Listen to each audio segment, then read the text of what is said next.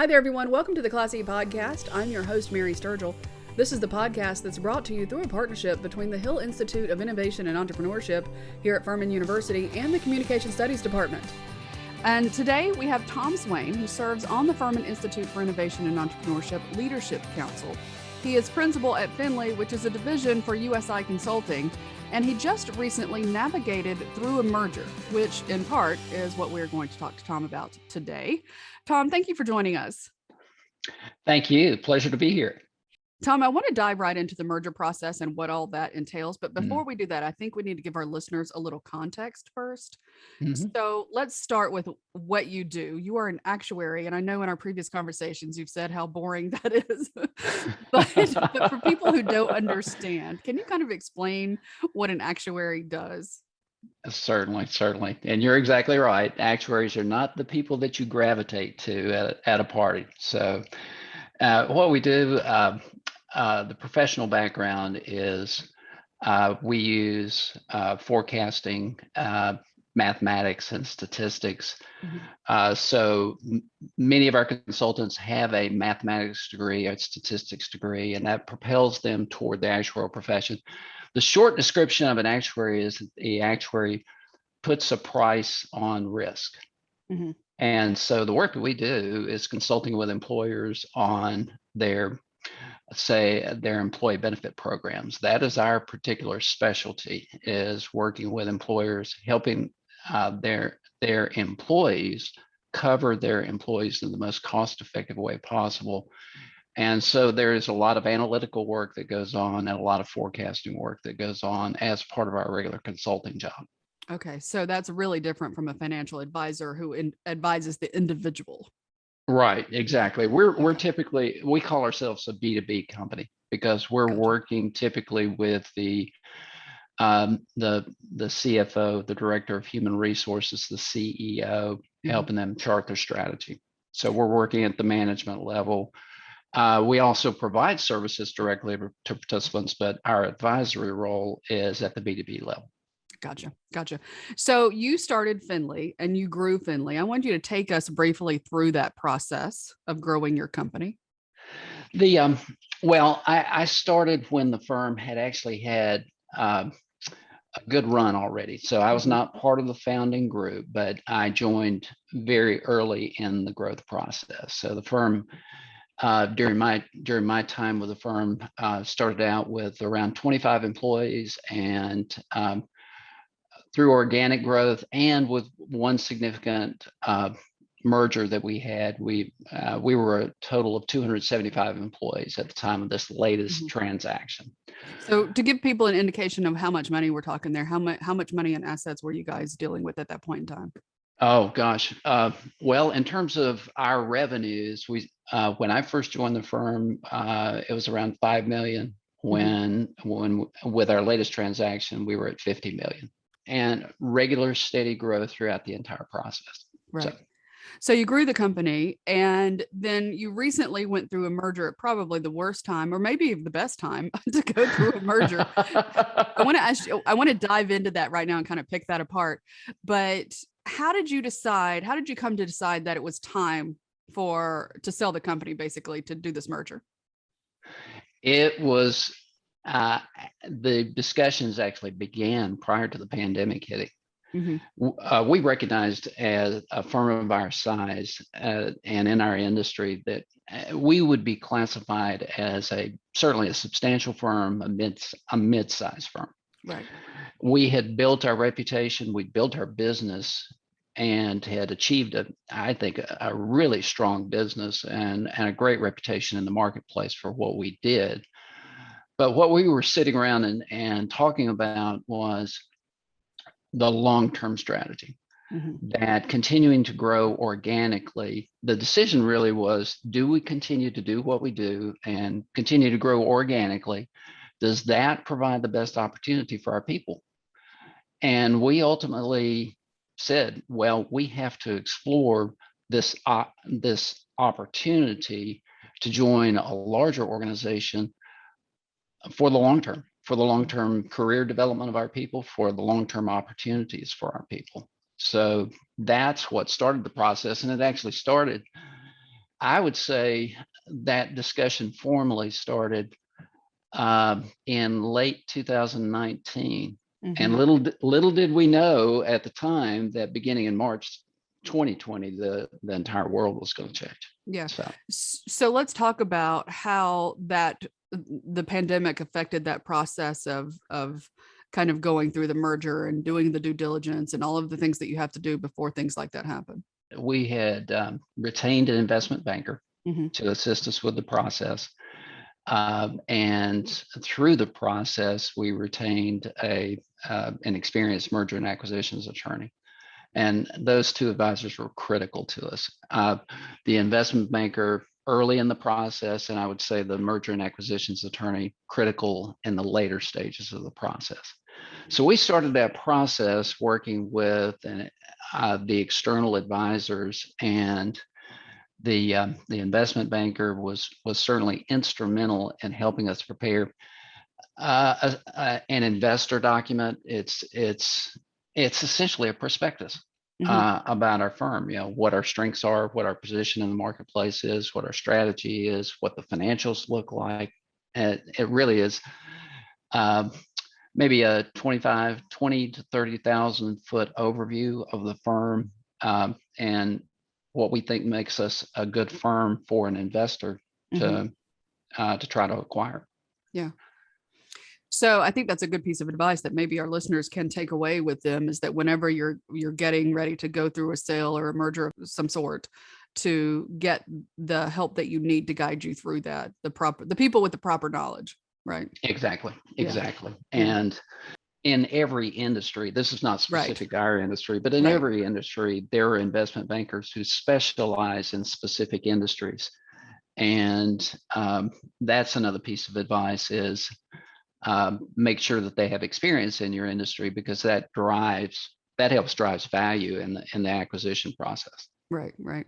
So I'm curious how you got buy-in from all of the people who work for you, because I mean, we watch movies and we see, you know, the words merger and acquisition sometimes don't have such a positive meaning for the people who work in a company that is taken over, right? That is sold. Yeah. So how did you, a couple of movies come to mind. How did you get everybody on board with that? And how did you work with company morale? Yeah, that occurred later. It was always on our mind, right? But the actual discussions with the employees was the very latest step of the process. I would imagine that you would pretty much have things ironed out so that you know exactly what that landscape looks like after the merger, so that's what you can share with your folks. Yes. Yeah. Yes. Yeah. During our negotiation process, we wanted to make it clear, and this is really around the structure of what's life going to look like after the ink is dry on the piece of paper, right, or the electronic signature is applied to the PDF.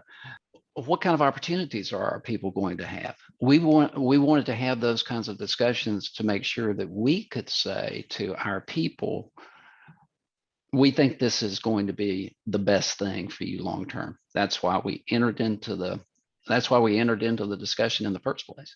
We wanted to provide the best opportunities. So through the course of the negotiation process, we asked those kinds of questions, and our counterparts with the firm that we're now part of were very astute in the process. I have to say that they recognized that the best asset that we've got in the business that we're in is our people, and they recognized that they were aligned with us, saying, yes, we definitely want to provide better opportunities for your people. We're going to actively embrace providing those better opportunities as they occur.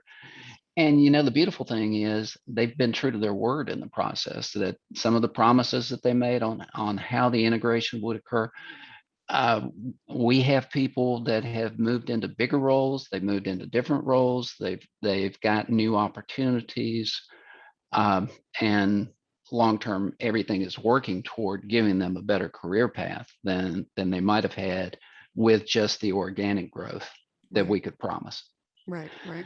And The are you guys providing something to USI that they didn't have before, or are you just expanding one of their branches? we have provided them with I would say innovations, Hmm. and we're still in the same business lines, Right. but we've provided them with innovation. We've provided them with greater technology. We've provided them best practices that Hmm. they've sought out. They've wanted to understand that, and they've actively embraced it very quickly. If we were able to offer something that has greater value than what they currently have, Yeah. And they recognize that. Yeah. and they recognize that. Yeah. That's amazing. The, how did you decide, or did they find you, or did you find them? How did all that come about? Because I know a lot of our, a lot of entrepreneurs go into the business saying, I'm going to grow this business and then I'm going to sell it. That's the plan, Uh-huh. right? From the very beginning. So how was that? One, was that your plan? And then two, how did that meeting happen?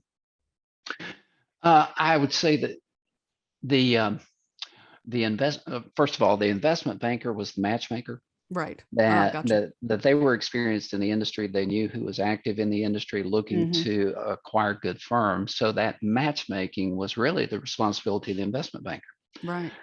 So they chose the individual firms that they reached out to. Some immediately said, no, we're not in a position. Hmm. Most said which we were, but it very quickly came down to a relatively short list of organizations that showed great interest, and felt like a combination would have so much synergy. So, Right. Right. And it seems to be working. and it's working. Yeah, Yeah. it's working out very well for us. Yeah.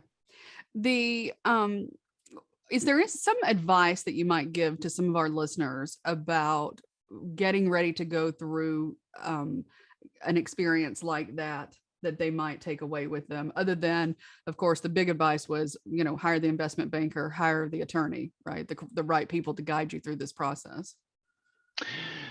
Uh, the You asked an earlier question, which I didn't fully respond to, and that Okay. is, like you say, most entrepreneurs, there's a there's a lot of pride in building your business. There's a Absolutely. lot of pride in that growth story. There's a lot of pride in having all of those attributes. And we were definitely in that situation. The all of my partners, all of the shareholders of the current organization, we liked being independent. We were doing very well, enjoying that experience of being our own bosses, being our own entrepreneurs, Hmm. and the financial rewards associated with that. So it is a significant decision, both a logical, practical decision as well as an emotional decision for anybody to decide, it's better. Right. It's going to be better to be acquired. Uh, and so we had some long discussions, and they were emotional discussions of why do we want to change what we've got going right here.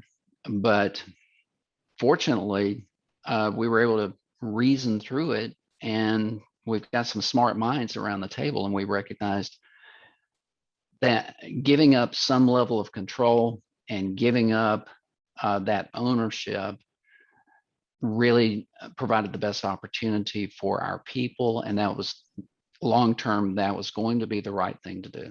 Yeah. And you, of course, stayed with the company. You're still there. How has life changed since the merger? A lot still the same. Yeah. It's interesting. The big organization environment, um, there can be some negatives associated with that. Fortunately, with the organization that we joined, it's a very entrepreneurial organization, even though Hmm. it's got 200 offices. So, uh, honestly, have not seen a lot of the negatives that you would expect.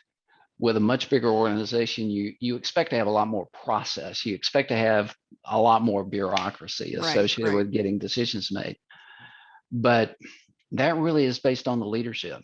You don't have to be a bureaucratic organization. That's really what the management decides what you're going to be.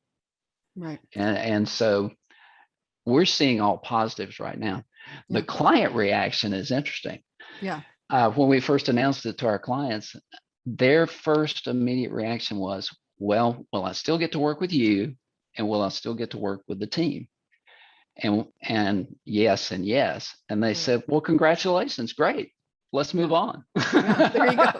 They just want that assurance that, and I think that's a good point to make, because they want that assurance that they'll still be working with the people that they've come to know and trust. Right. Yes. Because there's a huge level of trust in those relationships. Right? Exactly. Yeah. And so go ahead. And so I've started saying the mantra of, I've got a different email and I have a different phone number, but the same great people. So yeah. You did this during the pandemic, and I'm curious if the pandemic made it more difficult or if it actually might have made it a little bit easier. Because normally when you do a merger, there's like all these site visits and all these things that you have to go through, right? Exactly. Yeah. Exactly. The pandemic actually proved to be a help. Yeah. That we had the work from home environment and everything had to be conducted by Zoom or equivalent. Right. So the work from home environment helped us with the confidentiality of the discussions that we were having. We didn't have those closed door meetings in the office, or we didn't have strange people in the office conducting due diligence that we had to explain.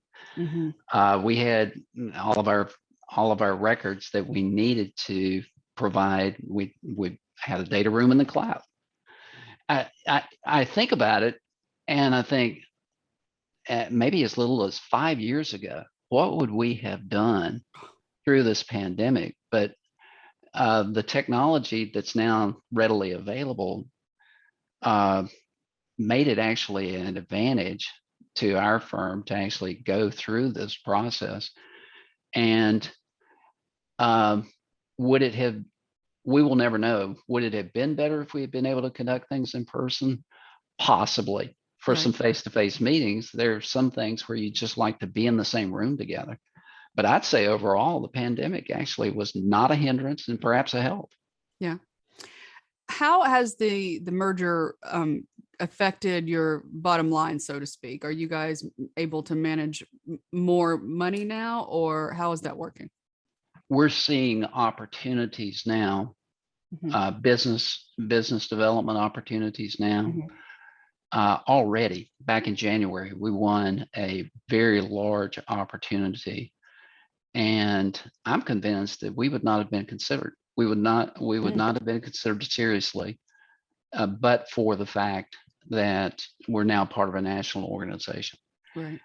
That was another aspect strategically for us, that we recognized that we had somewhat of a glass ceiling. We knew we had the capability to take on larger clients. We had the capacity and the experience to be able to do it, but our perception in the marketplace was we're this great mid-sized firm. Right. One thing we learned very quickly is that our perception in the marketplace immediately changed once we made the announcement. Yeah. So our brand is different now because we're now part of a bigger brand. Right. So that I did want to talk about perception in the marketplace a little bit, because I think that shift, of course, you can see, as you just stated, it's helped you shift your brand a little bit to make you be able to be recognized as a national company, right? Which has opened doors, I'm sure.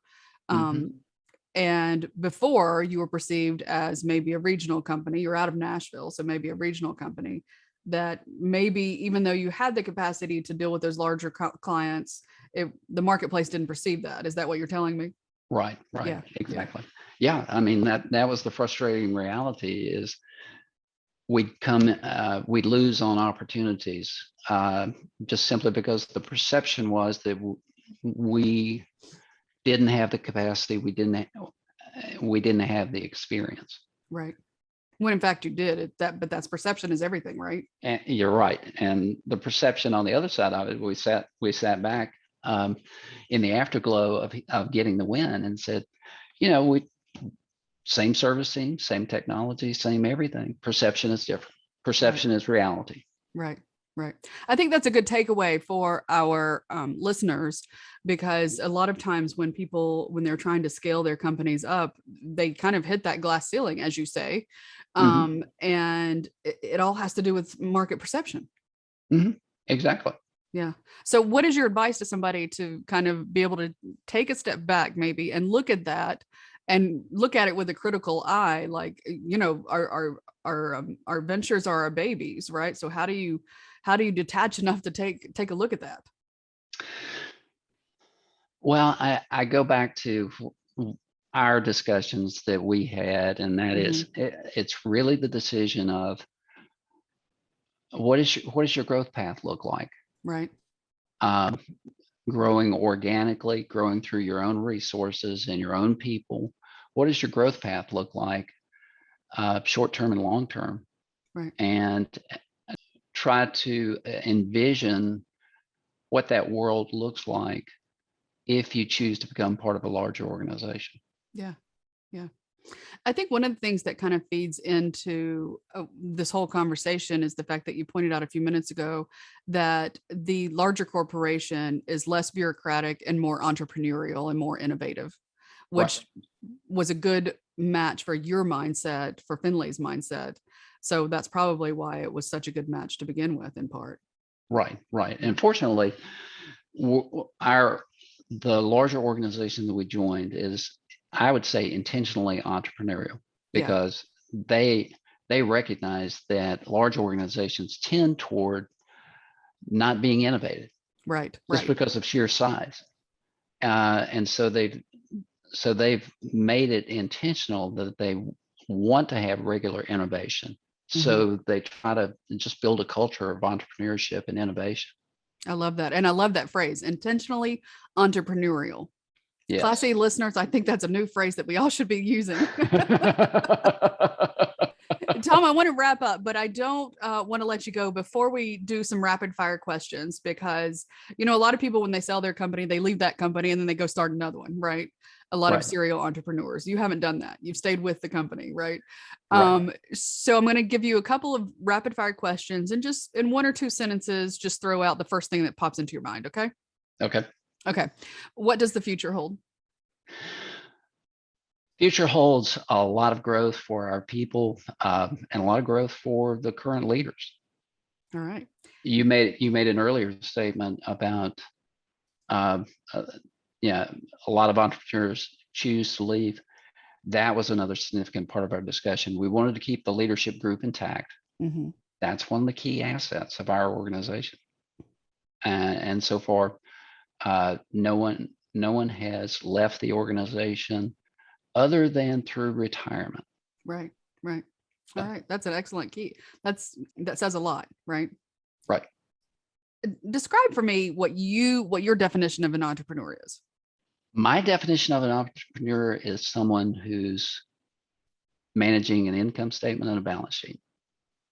And that may take the form of managing just a piece of an overall income statement and balance sheet, or it may be the entire company. Yeah. But I think anyone is an entrepreneur if they're focusing on managing an income statement and balance sheet. I'm grinning at that because that's a very mathematical answer. Sound like an actuary. Right. Okay, next question. What is one thing that every entrepreneur must do to be successful? You got to have passion. You got to have passion to take all of those extra steps and go those extra miles to make that business grow, and to bring along your people in the process. Right. That's a big one. All right. The last rapid fire question. When is the best time to hire an actuary if you're a business owner? When you've identified that you've got a business risk that you need to manage. All right. Good answer. All right, Tom, this conversation has been so enlightening, and I want to thank you for joining us today on the Class E podcast. It's always such a pleasure to talk to you. The same here, Mary. Thank you. Thank you for having me on the podcast. My pleasure. And as always, thank you so much for choosing the Class E podcast. Before I let you go, a big announcement. Now you have 2 ways to soak up the information and discussions shared in the Class E podcast. We've launched the Class E podcast YouTube channel. So check that out and watch our episodes there, or of course you can find the audio version wherever you listen to your podcast. Also, watch out for our brand new short segments, Everyday Entrepreneur. Learn in brief how everyday people become entrepreneurs as they share their stories with us. The Hill Institute is excited to announce another packed cohort of 25 aspiring entrepreneurs for the Greenville Starts program.